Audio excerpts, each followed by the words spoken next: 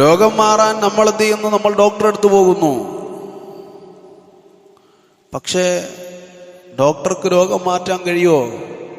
ഇല്ല, ഡോക്ടർക്ക് രോഗം മാറ്റാൻ കഴിയില്ല. ഡോക്ടർക്ക് എന്ത് ചെയ്യാൻ പറ്റും? ലക്ഷണം നോക്കി അതിൻ്റെ എന്തെങ്കിലും കാരണങ്ങൾക്ക് തടയിടാൻ കഴിയുന്ന മരുന്നുകൾ നൽകാൻ കഴിഞ്ഞേക്കും. പക്ഷേ അങ്ങനെ നൽകിയ മരുന്നുകളെല്ലാം ഫലിച്ചിട്ടുണ്ടോ? ഇല്ല, ഫലിച്ചിട്ടില്ല. ഈ മരുന്ന് മനുഷ്യൻ കഴിച്ചാൽ, അതായത് മരുന്നിനെ കുറിച്ച് പറയപ്പെടാറുള്ള ഒരു കാര്യം എങ്ങനെയാണ്? ഇപ്പൊ ചെവി വേദനക്ക് ഒരാൾ ഗുളിക കഴിക്കുന്നു. ചെവി വേദനക്ക് ഒരാൾ ഗുളിക കഴിക്കുന്നു. ഗുളിക കഴിച്ചാൽ ഗുളിക വയറ്റിലേക്ക് പോകുന്നു. വയറ്റിലേക്ക് പോയി എവിടെയാണോ എഫക്റ്റ് ആയിട്ടുള്ളത് അതെവിടെയാണെന്ന് ഗുളികക്കറിയോ? ഇല്ല, ഗുളികക്കറിയൂല. ഗുളിക ബുദ്ധിയില്ലാത്തൊരു സാധനമാണ്. ഗുളികക്ക് ഇതറിയൂല. ഇതെവിടെയാണ് പോയി ഞാൻ പ്രവർത്തിക്കേണ്ടത് ഗുളികക്കറിയൂല. ശരി, ഗുളികയുടെ കണ്ടന്റുകൾ രക്തത്തിൽ അലിഞ്ഞ് പല ഭാഗത്തേക്കും പോകും. അതിൽ എവിടേക്കും പോകും? ഈ വേദനന്റെ ഭാഗത്തേക്ക് ചിലപ്പോൾ എത്തും. എത്തിയാൽ എത്തി. ഇനി അവിടെ ചെന്ന് ഇത് വർക്ക് ചെയ്താൽ ചെയ്തു, വർക്ക് ചെയ്തില്ലെങ്കിൽ ചെയ്തില്ല. ഇങ്ങനെ ഈ ഗുളിക വയറ്റിലെത്തിക്കഴിഞ്ഞാൽ ഇതിന്റെ കണ്ടന്റുകൾ അതിൻ്റെതായ സ്ഥാനത്തേക്ക് പോകാൻ നിയന്ത്രിക്കേണ്ടവനാരാണ്? അല്ലാഹു സുബ്ഹാനഹു വ തആലയാണ്. ഇത് കഴിക്കണമെങ്കിൽ അള്ളാന്റെ തൗഫീഖ് വേണം. ഡോക്ടറെ കാണണമെങ്കിൽ അള്ളാന്റെ തൗഫീഖ് വേണം. ഡോക്ടർ മരുന്ന് എഴുതണമെങ്കിൽ അള്ളാന്റെ തൗഫീഖ് വേണം. മരുന്ന് വാങ്ങണമെങ്കിൽ തൗഫീഖ് വേണം. കഴിക്കണമെങ്കിൽ തൗഫീഖ് വേണം. ഒക്കെ വേണം. ഇതൊന്നല്ലേ പറയുന്നത്. ഇത് സാധനം കഴിച്ച് ഉള്ളിലെത്തിയാൽ പോലും അതൊരു വേദനാ സംഹാരിയായി നമുക്ക് വർക്കിംഗ് കിട്ടണമെങ്കിൽ എന്ത് വേണം? അത് അതിൻ്റെതായ സ്ഥാനത്ത് വർക്ക് ചെയ്യണം. വർക്ക് ചെയ്തില്ലെങ്കിൽ അത് കഴിച്ചതുകൊണ്ട് പ്രത്യേകിച്ച് ഒരു ഉപകാരമില്ല. അപ്പോൾ അടുത്തത് ഇഞ്ചക്ഷൻ വെക്കും, അടുത്തത് അതിൻ്റെ പുറത്ത് വെക്കും. അവസാനം ഡോക്ടർ പറയും ആരോടെങ്കിലുമൊക്കെ ദുആ ചെയ്യാനുണ്ടെങ്കിൽ ദുആ ചെയ്തോ, നിങ്ങളുടേതായ രീതിയിൽ എന്തെങ്കിലുമൊക്കെ ചെയ്യാനുണ്ടെങ്കിൽ ചെയ്തോ എന്നൊക്കെ പറയും. പല മതക്കാരോടും പലരും പല കോലത്തിലും പറയും. അപ്പോൾ ഓരോ മതക്കാരും അവർ പഠിച്ച ആരാധന വിളിക്കും. അതിൻ്റെ അപകടം മനസ്സിലാക്കാൻ, ഇതിൻ്റെ ഗൗരവം മനസ്സിലാക്കാൻ നമ്മൾ മറ്റൊരു കാര്യം കൂടെ ആലോചിച്ചാൽ മതി. വർഷങ്ങളോളം MBBS പഠിച്ച് അതിനുശേഷം വേറെന്തൊക്കെയാണോ PhD എനിക്കറിയില്ല, അങ്ങനത്തെ കുറേ സംഭവങ്ങളെടുത്ത് അവസാനം ഓർത്തോ ആണെങ്കിൽ ഓർത്തോ, അല്ലെങ്കിൽ വേറെ ഏതെങ്കിലും ഗ്യാസ്ട്രോ ആണെങ്കിൽ ഗ്യാസ്ട്രോ, അതിൻ്റെ സ്പെഷ്യലിസ്റ്റ് അതിൻ്റെ അടുത്ത് പോയി അങ്ങനെ വർഷങ്ങൾ 10 അതിലധികമോ വർഷങ്ങൾ പഠിച്ച് ഒരുപാട് ആളുകളെ ചികിത്സിച്ച് പരിചയമുള്ള ഡോക്ടർ, അയാൾക്ക് കഴിയുന്നില്ല ഇയാളുടെ രോഗം മാറ്റാൻ. എന്നിട്ട് അയാളാണ് പറയുന്നത് എന്ത്? നമ്മളെ കൊണ്ട് കഴിയുന്നില്ല. അപ്പോ ഇയാൾ വിചാരിക്കുകയാണെന്ത്? മൊയ്തീൻ ശൈഖിനോട് പറഞ്ഞാൽ മാറ്റും. അപ്പോൾ ഇയാളെ മനസ്സിലേക്ക് വന്നത് എന്താണ്? മൊയ്തീൻ ശൈഖ് മാറ്റിത്തരും, അല്ലെങ്കിൽ മമ്പർത്ത തങ്ങൾ മാറ്റിത്തരും. അതല്ലെങ്കിൽ ഇപ്പോൾ അന്യമതസ്ഥരാണെങ്കിൽ വേറെ കൃഷ്ണനോ അതുപോലുള്ള ആളുകളോ ആരാണെങ്കിൽ അവർ, ക്രിസ്ത്യൻ മതമാണെങ്കിൽ യേശു അങ്ങനെ മാറ്റിത്തരുന്നതായിരിക്കും. വർഷങ്ങളോളം പഠിച്ചിട്ട് മാറ്റാൻ ഇയാൾക്ക് കഴിയാത്തതാണ് ഇവർ മാറ്റിത്തരും എന്ന് കരുതുന്നത്. ഒരു മുസ്ലിം ആണെങ്കിൽ അവൻ ആരെ വിളിക്കും?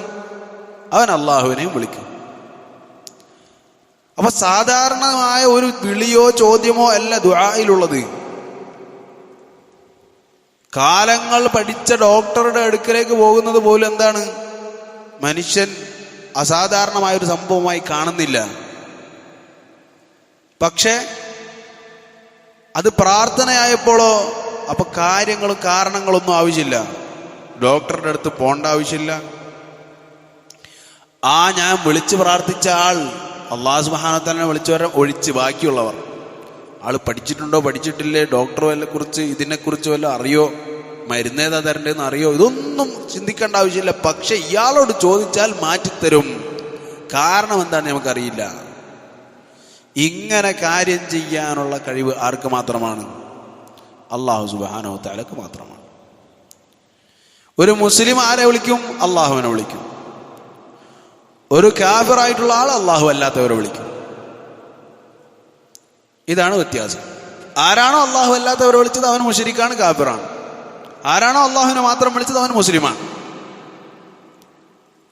ആ വിളിക്കപ്പെട്ട ആളുടെ പേര് അറബിയിലോ അല്ലെങ്കിൽ ഇംഗ്ലീഷിലോ അതല്ലെങ്കിൽ മലയാളത്തിലോ ഫ്രഞ്ചിലോ ഏത് ഭാഷയിലുള്ള പേരായിക്കോട്ടെ.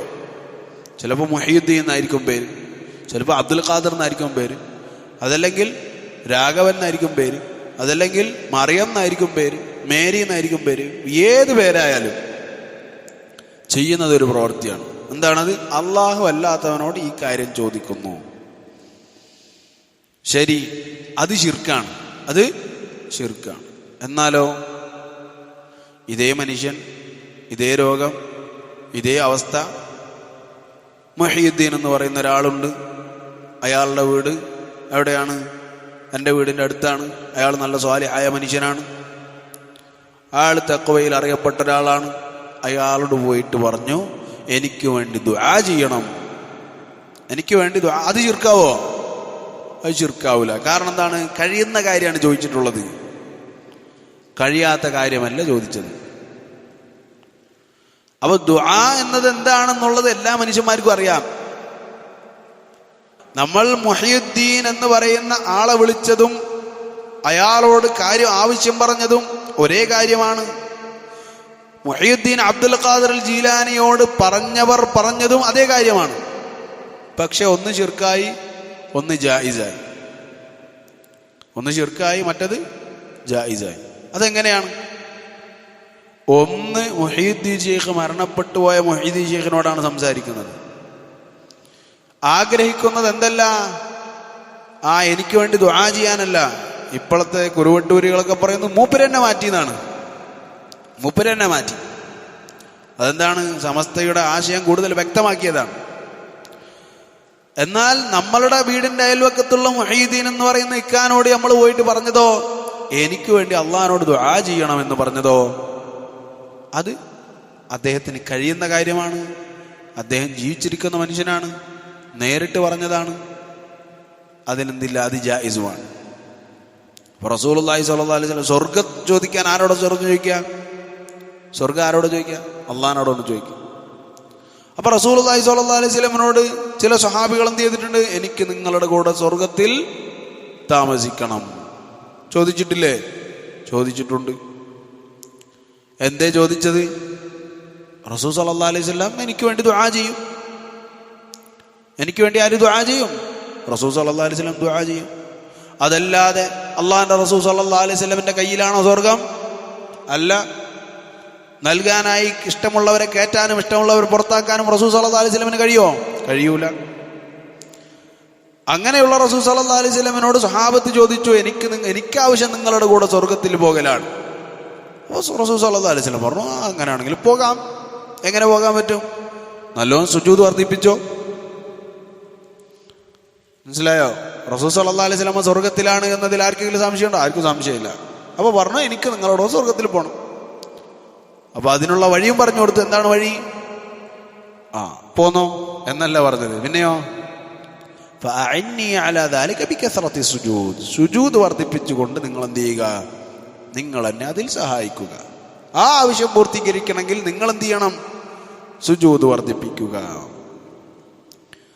അതല്ലാതെ പോന്നോളൂ എന്ന് പറഞ്ഞില്ല. അതിന് ഒരു നല്ലൊരു ഉദാഹരണം കഴിഞ്ഞ ദിവസം നമ്മൾ പറഞ്ഞത്, റസൂൽ സല്ലല്ലാഹു അലൈഹി വസല്ലമിനെ മഹ്ശറിൽ വെച്ച് അഗ്ഥ്നി യാ റസൂലല്ലാഹ് എന്ന് പറയുമ്പോൾ റസൂൽ സല്ലല്ലാഹു അലൈഹി വസല്ലം പറയുന്നു, ഇന്നി ലാ അംലികു ലക മിനല്ലാഹി ശൈഅ. അള്ളാഹിന്റെ പക്കൽ നിന്ന് നിങ്ങൾക്ക് തരാൻ ഞാനൊന്നും ഉടമപ്പെടുത്തുന്നില്ല. ആ മഹ്ശറിൽ വെച്ച് വിളിക്കുന്ന വിളി ദുആ അല്ല. പിന്നെയോ നേരിട്ട് കണ്ട റസൂലുള്ളാഹി സ്വല്ലല്ലാഹു അലൈഹി വസല്ലമനെ തന്റെ ആവശ്യം നേരിട്ട് ബോധിപ്പിച്ചതാണ്. അള്ളാഹിന്റെ റസൂൽ സ്വല്ലല്ലാഹു അലൈഹി വസല്ലമനോട് ഇഗാസ ചോദിച്ചത് തനിക്ക് വേണ്ടി ശുപാർശ ചെയ്യാനാണ്. പക്ഷേ നടക്കുകയില്ല, അതുപോലും നടക്കുകയില്ല. അതുകൊണ്ട് നിങ്ങൾ ഓരോരുത്തരും നിങ്ങളെ നഫ്സിനെ രക്ഷിക്കാൻ റസൂലുള്ളാഹി സ്വല്ലല്ലാഹു അലൈഹി വസല്ലമ ഇന്നേ നമ്മളോട് ഉപദേശിച്ചു. എല്ലാ വിഷയത്തിലും അത് തന്നെയാണ് അവസ്ഥ. നമ്മൾ രക്ഷപ്പെടണമെങ്കിൽ നമ്മൾ തന്നെ പണിയെടുക്കണം. ശരി, അതുപോലെ തന്നെ ദുആ എന്താണ് എന്നത് നമ്മൾ ഓരോരുത്തരും മനസ്സിലാക്കുകയാണ്. മനസ്സിലാക്കാൻ ബുദ്ധിമുട്ടൊന്നുമില്ല, എല്ലാവർക്കും അറിയാം. പക്ഷേ ചില തർക്കക്കാർ, സത്യത്തിൽ നിന്നും ആളുകളെ തടയുന്ന ചില ആളുകൾ, അവർ ആളുകളെ കബളിപ്പിക്കാൻ വേണ്ടി ചെയ്ത ഒരു കാര്യം മാത്രമാണിത്. അല്ലാഹു തആല അലം. അൽഹംദുലില്ലാഹി റബ്ബിൽ ആലമീൻ വസല്ലല്ലാഹു അലാ നബിയിനാ മുഹമ്മദിൻ വഅലാ ആലിഹി വസഹ്ബിഹി അജ്മഈൻ. സുബ്ഹാനകല്ലാഹുമ്മ വബിഹംദിക അശ്ഹദു അൻ ലാ ഇലാഹ ഇല്ലാ അൻത അസ്തഗ്ഫിറുക വഅതൂബു ഇലൈക്.